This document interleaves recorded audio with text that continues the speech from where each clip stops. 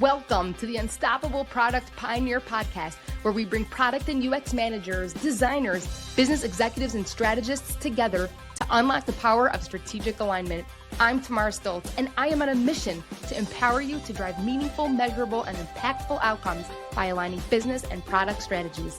In each episode, I sit down with industry experts who share their experiences, failures, and wins, giving you the insights and tools you need to ensure your alignment drives real business results. It's time to own your expertise, step into your power, and become unstoppable.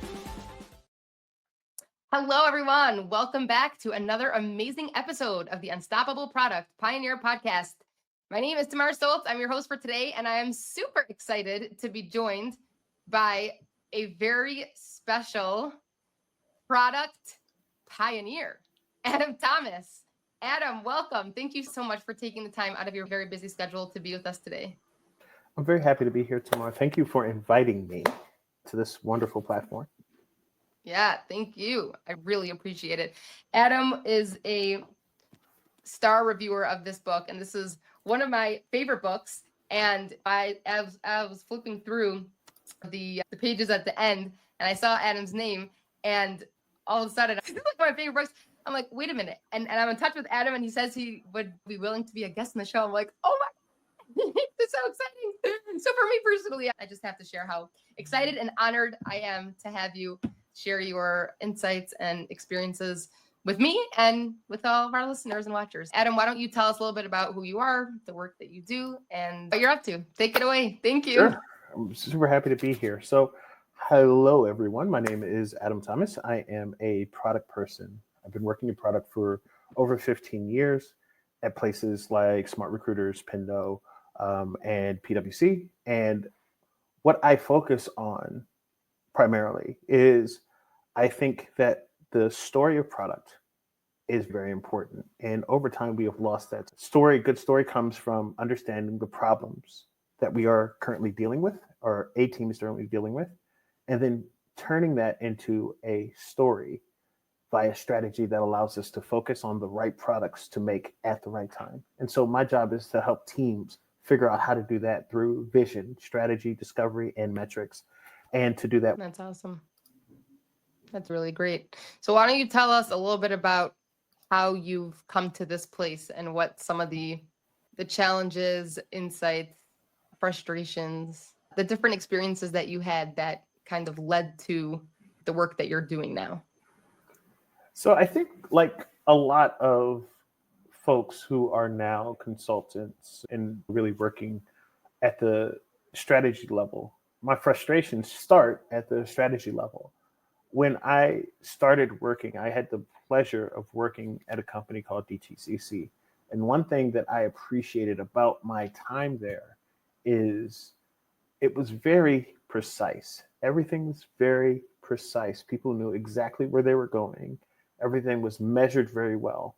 And leadership had been there for quite a long time. People knew people's personalities, and the story that each team was told about what things are, what are the enemies and what are the villains, and how we're going to measure success was given to us on a very regular basis, and it made sense. And so I spent 6 years at the beginning of my career working there.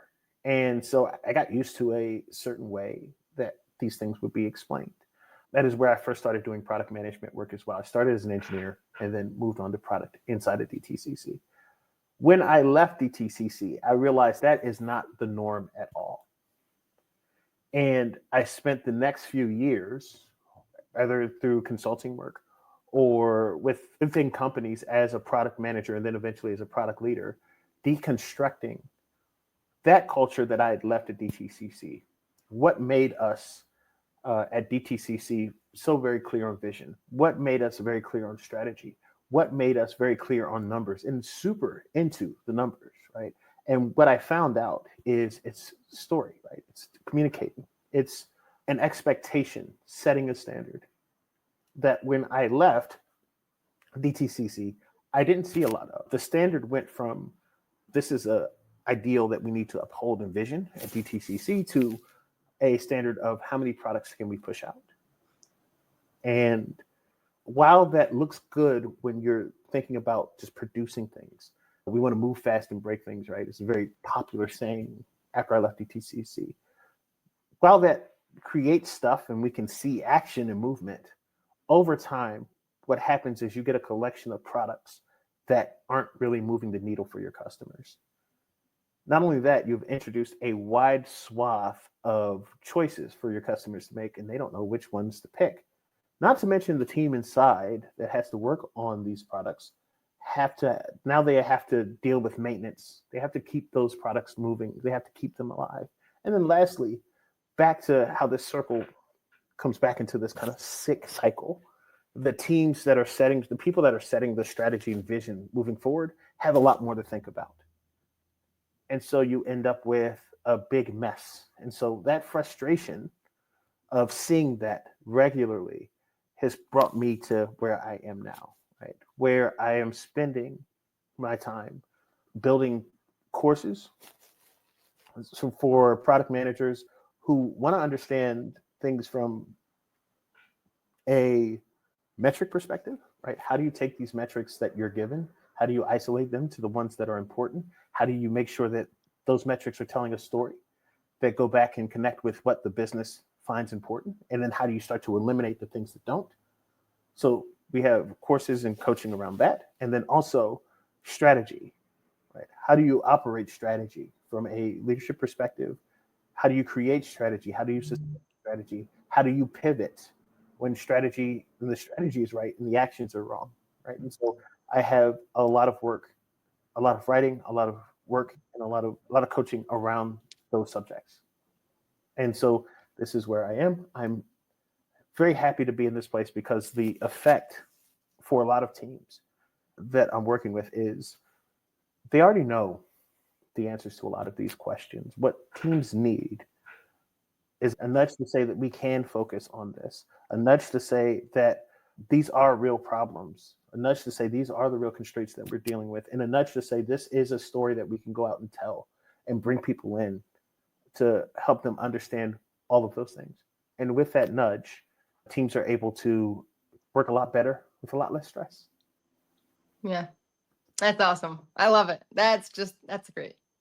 That is amazing. Okay, so we're cutting through the noise and getting to the actual core of the problem. It's so interesting, Adam, as I'm thinking about so many people that I've spoken to, different product leaders, product managers, also designers who are on teams who see things from a bigger picture, but who don't necessarily have the authority to make any decisions. I'm thinking about what you're saying, and I feel like it's very easy sometimes to hear these concepts, but to think, it works for all of those teams. But believe me, Adam, if you came to our company, no go. This is not happening. I'm sure you're an awesome guy, but this just is not going to go. So can we talk a little bit to the people who are wishing that you knocked at the door of their CEO tomorrow and explained what it is that you're explaining to us now? Sure. So on what I would call the ground floor or the individual contributor, I agree. The frustration that a lot of folks will have when they're hearing this is, I'd love to go in there and tell a story to my CEO and we'd be able to just work on the things that are important and move on, right? But that's not the case in reality. What I think really moves the needle for individual contributors that are finding themselves stuck and frustrated is really a three-pronged approach. One is to understand what is happening around the business, right? Far too often when individual contributors talk to leadership, they are talking from their perspective and they don't have an understanding on how the rest of the business works. Automatically, if you go talk to people of different disciplines that you're working with either on a regular basis or even semi-regularly and get their perspective on whatever you're working on, you're automatically going to have a better perspective that you can go tell when you're trying to agitate or move folks into a better way of working, right?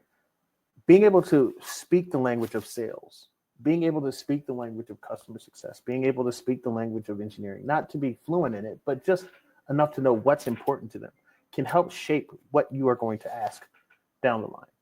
And so part one, go understand the business. Take the time that you would go and advocate your boss for X, Y, and Z, and just spend 15 or 20 minutes talking to other people that exist in your orbit. You will gain a lot of information and able to be an evangelist, because that's what you're asking to do. I want to be an evangelist, right? So step one, go understand the business. Step two, check your own biases. Check your own point of view. One of the things that I see, and this is really, I see this a lot in product managers. They'll take in the Marty Kagan stuff. They'll take in what I say. They'll take in what they hear here. And I go and ask them, all right, they have this huge plan, this grand plan. If we were just doing X, everything would be great. No one wants to listen to me. And the thing I'll usually say that will stomp them is, how does X affect sales? One thing that, yeah. I'm laughing because I'm picturing Tamar Stoltz 6 years ago, and wow, I was screaming. I was blue in the face. I knew the answer. Whoa, I did not know what I did not know. You did not know what you did not know. It adds on to point one, but point two, take the idea that you have and go stress test it in other places before you go somewhere else and say, this is how the whole business needs to run, or this is what the CEO needs to do, or this is what our strategy needs to be. My guess is that you will find out something that you didn't know. And then you'll be able to take that and then adjust, right? And then you're able to make a more compelling case. If you still want to make that change, if it's still important to you, if you're on track and everybody around you's on track, then or makes sense to you and it all makes sense to them, great. Not to mention, you probably gained a bunch of allies in the business while doing this too, by the way. People now know your point of view and they're happy to support you. The third thing is understand. So we have understand the other people, we have understand your idea, and then understand the concept. And to me, the concept, let's take strategy, for example. If I go to you and say, what is strategy? What's the answer? If I go and if I compare that to my answer on strategy, somebody that understands strategy, how close is it? Or throw me out of the equation. Your CEO or whoever the boss is talking about strategy all the time. What's important in that? And there is something that's important to the CEO, something important to them, right? And it's something that they want to see. There's some need driving that. They may not have the right words to explain what they need to explain, by the way, right? They may be saying it wrong, and I want to keep space in for that. But can you take what they're saying and translate it to a good form, a form that's communicable, right? And for you to be able to do that, you need to understand the concept, understand what strategy is, understand what a good metric is, understand what an OKR is, right? And spend some time before you go tackle the company. And this is super important for PMs. Before you go tackle the company, tackle your sphere of influence. I just saw it in a coaching client recently. They were thinking about what's happening up here and not understanding the amount of freedom they have here, right? There's a lot of freedom in the team level. If you can tell the right story that ties to what they want up here, for the most part, they're too busy dealing with whatever they're dealing with up here anyway to come down and start telling you what you need to do on a day-to-day basis. If they trust you, right? That's a caveat. If they think you're doing a solid job, it's different. If it's not, then we have to have a conversation about you getting to that place. But if you are in that place, they're not looking at you day to day. And so if you're able to tell a story that connects the thing that they want to whatever form you're doing inside of your realm of control, you're going to kill it. And then if you're doing the first two things that we talked about, you're building allies in the organization, you're going to expand your control, right? And then you have salespeople talking about the product that you're creating is now helping us sell more. Customer success is saying returns are dropping. Now they're going to say, oh, well, tomorrow, what do you think? So now you're not going over there to tell them what you believe, right? Now they're asking you what you think. And a lot of the evangelism work is building trust in organizations, being very clear about what you can tackle, knocking it out in your sphere of control, and then expanding out. Wow. Yeah. There's so much there. I love how you put it into a framework, right? With the 3 steps, because it's the process it doesn't have to be complicated, but it could be complex. I don't know if they're synonyms, but I guess what I'm thinking more. Actually, When I you're really dealing with, like what you said there. Have you heard of Cynefin? no, Okay, so in Cynefin is like a knowledge management okay, blob of stuff, right? It gets super complicated. Speaking of complicated, but one designation it makes when it talks about knowledge is the difference between complicated and complex, which I find super helpful for product people and people who are dealing with knowledge management on a regular basis. And so the difference is in complicated spaces, according to Cynefin, complicated spaces are where you know the beginning and you know the end, right? But you definitely know the end and you're trying to figure out how to get there. It's not a straight shot, right? But you know where the end is, right? Whereas complex is where there's an ambiguous end. The way I make this concrete when I talk about this subject is with complicated projects or a complicated thing. Think of a bridge, right? Bridges are very complicated things to build. There's so much thinking and knowledge and care that goes into building a bridge, a lot of which isn't very visible to the human eye. But at the end of the day, when you're done, you will have a bridge. Okay. Compare that to Gmail, which is a complex tool. A lot of products are in a complex world. How do you know Gmail is done? Mm-hmm. And so we keep building until it gets better and better. right. It's so interesting. Okay, so look at that. Complex and complicated. Because if you think about it, take the first step and go talk to leadership, right? Understand what's keeping the CEO up at night. Where are they really hurting? Like, what is it that they really deeply need and are in pain from? But it's hard because you're dealing with people and the dynamics and people and habits and change, and with the contrast of a generation of instant gratification and not knowing. I was just talking with somebody. We had this on a podcast with Keith Hopper. We were saying we don't know how to sit in uncomfortable. Like when there's uncertainty, what does it mean to take a few minutes and to sit with a situation that I don't know what's going to happen. I'm not comfortable in this place. I don't have control here. When you're dealing with those types of feelings and behaviors with people and dynamics and political stuff that goes on with the culture of the company, there's so many things. I guess that's why the word complex came to mind, because these complexities are not always easy to navigate.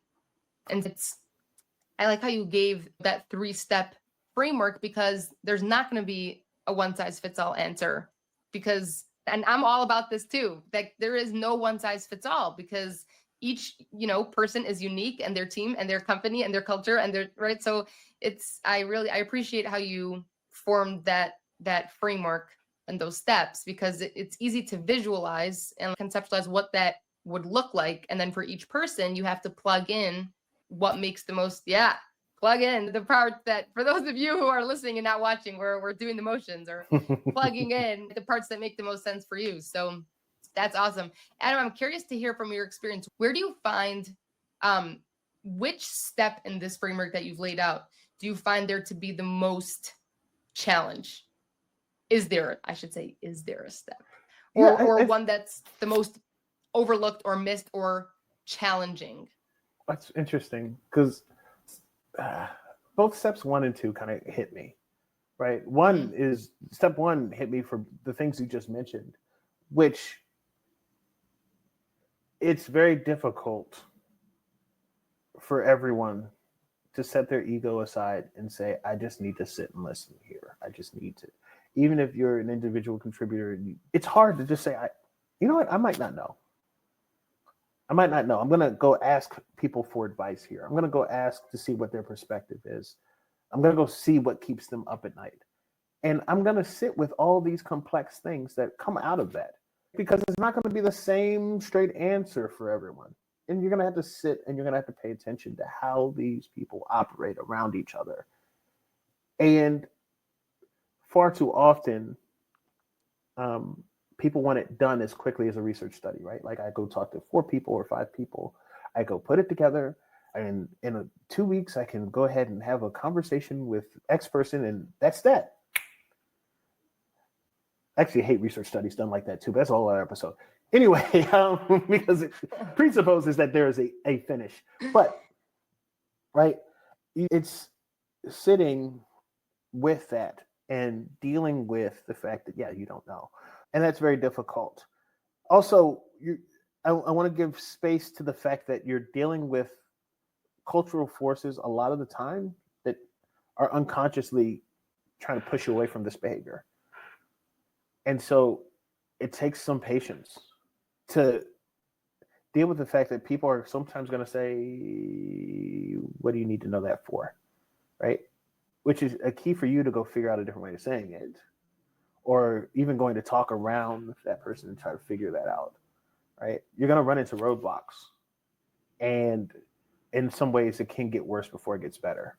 Right? Because the other side of what most people do is there's a conversation, there's a no, and then we can move on. This one is saying, I'm going to sit here and I'm intending to get this better for the long term.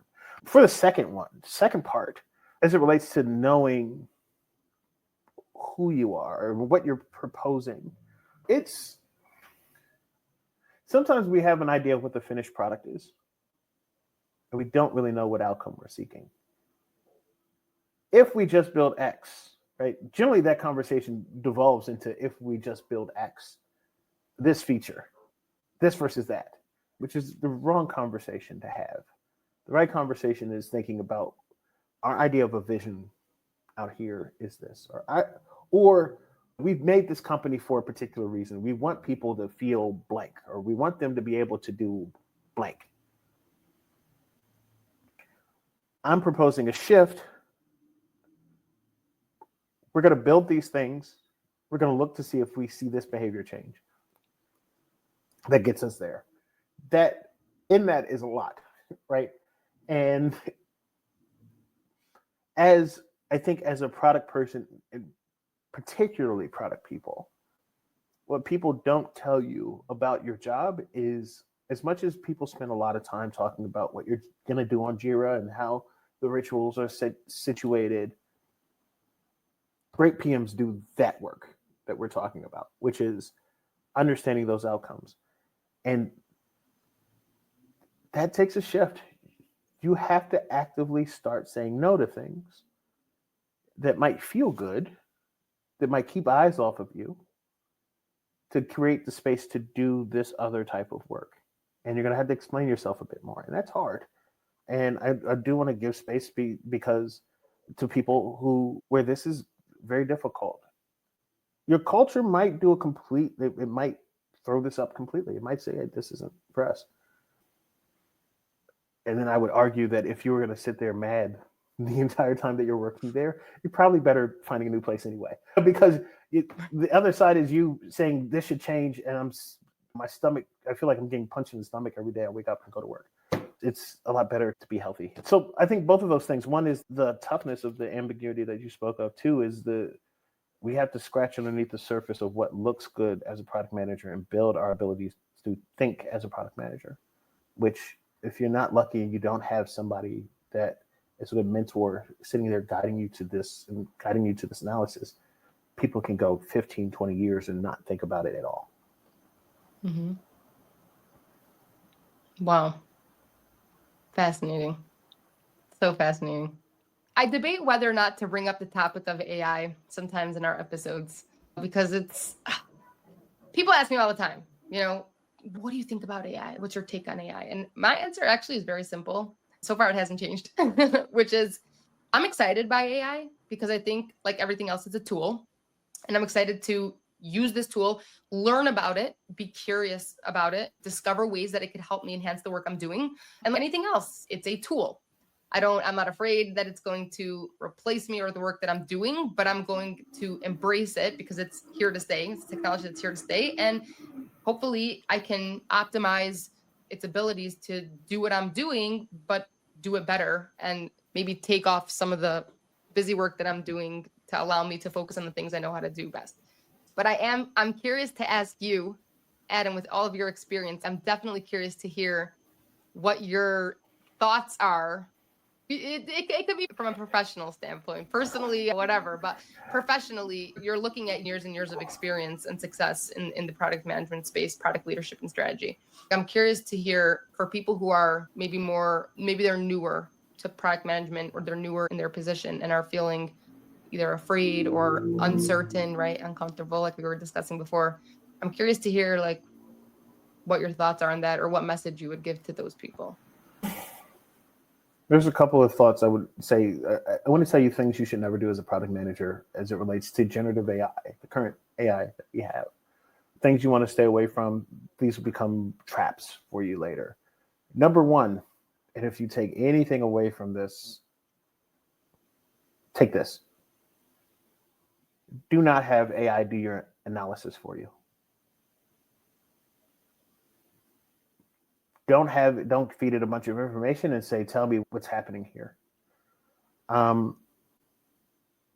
technical reason why you don't want to is because of what they call hallucination, which is when the AI is figuring out what to tell you. Let's just simplify here. When the AI is figuring out what to tell you, sometimes in order for it to make, let's call it sense. It's not sense, but we'll just simplify by saying sense to itself. It'll create an answer, and it'll inject that answer. And you're not sure when that answer was injected. And so what it creates is things that do not exist when you're looking at your output, right? I'm sure you've used generative AI, open ChatGPT or something, and you've seen, what is this? It's talking about ants. We're talking about product management. Where did this ant thing come from? That's hallucination in action. I'm using an absurd example, but yeah, that's happened. So if you're using it to analyze data, particularly data that you don't know, and for product managers, when you're talking about products that you build for customers that probably live a different life, you don't understand the context around what they are saying. If you're feeding that into an AI, you may end up with data that has nothing to do with anything, right? And then when you spit that back out, it'll sound like you're talking about ants when you're talking about product management to the people you're building stuff for. Mm-hmm. It is worth the extra time to sit with whatever you analyze to understand it. But a positive, what you should use it for, is identifying patterns that you understand and having it spin up things or create things that will give you more time to do things like analysis.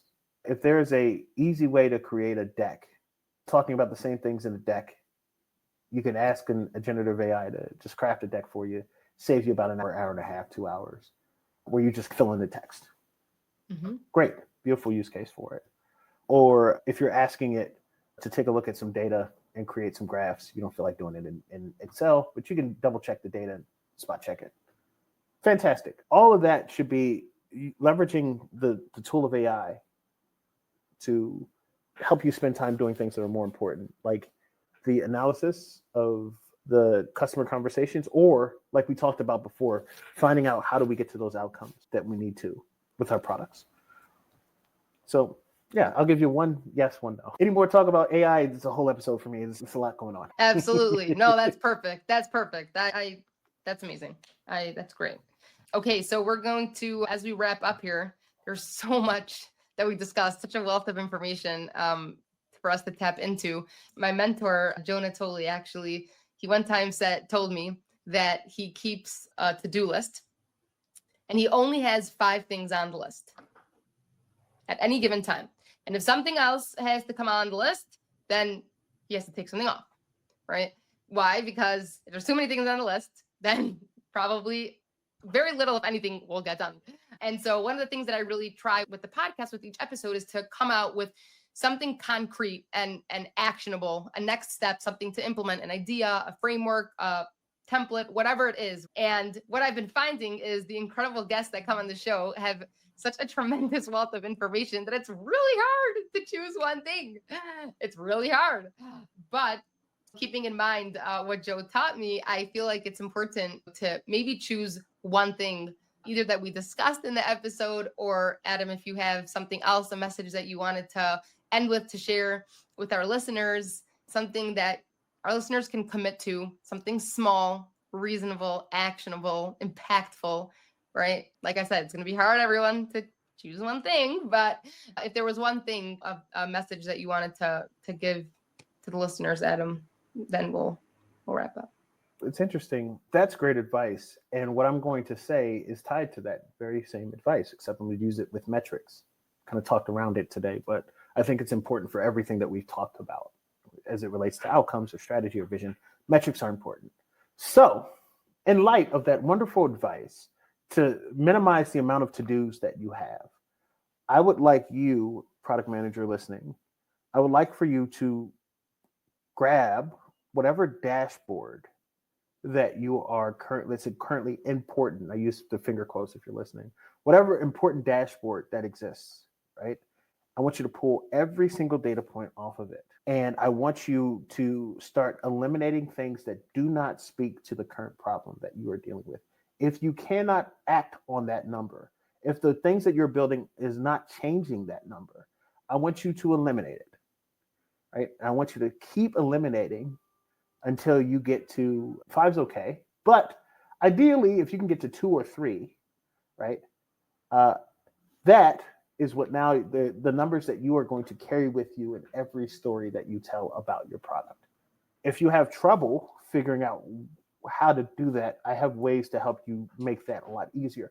But I think as of now, even the exercise of just taking everything on a dashboard, pulling out the numbers and asking yourself, is this actionable to the work that we're doing, can make things a lot easier for you.